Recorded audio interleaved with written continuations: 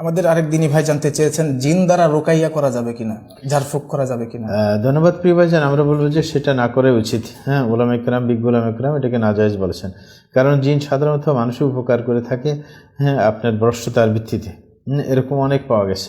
আমাদের সাথে এক ছেলে পড়তো, সে তার এলাকার একজনের কথা বলেছে যে আগের বেশের, যে তার পিতা আপনার আফ্রিকার 2টা রাষ্ট্রের মানে নাম করা পীর ছিল।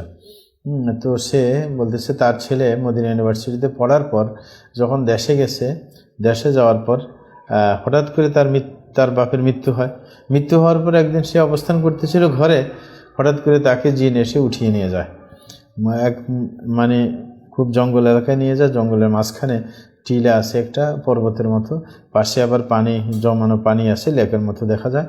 তো ওইখানে নিয়ে গিয়ে রাখার পরে জিনটা বলল যে তুমি আমাকে সেজদা দিবে।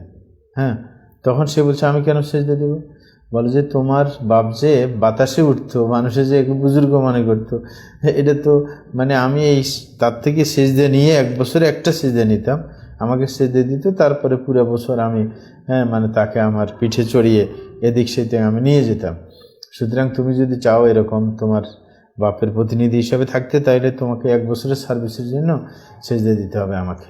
তখন সে বলল যে না, আমার দ্বারা সম্ভব না, আমি শিরিক করতে পারবো না। হ্যাঁ, তখন বলছে ঠিক আছে, তাইলে আমি রেখে গেলাম তোমাকে এখানে। পরে ও বলছে অসুবিধা নেই, আমার যদি মৃত্যু এখানে আল্লাহ লিখে রাখেন আমি থাকবো।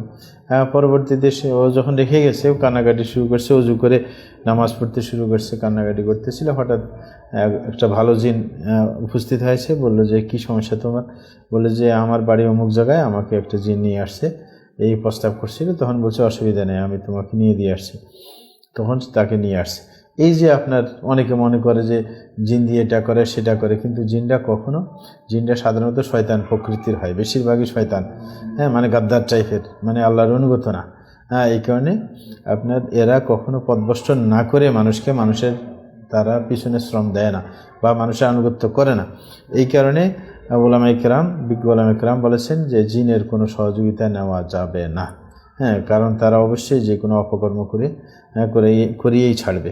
এই কারণে জিনের দ্বারা চিকিৎসা নেওয়া থেকে দূরে থাকতে হবে। এমনকি আমাদের দেশে মুফতি শফি সাহেব রাহিমাহুল্লাহ, তকি সাহেবের বাপ, উনিও এটাকে নিষেধ করেছেন যে এগুলো করা কোনো ঠিক না, ভ্রষ্টতার একটা আপনার ফিতনার সম্মুখীন হতে হয়। এই কারণে সেটা থেকে দূরে থাকতে হবে। জি, জাযাকুমুল্লাহ খাইর।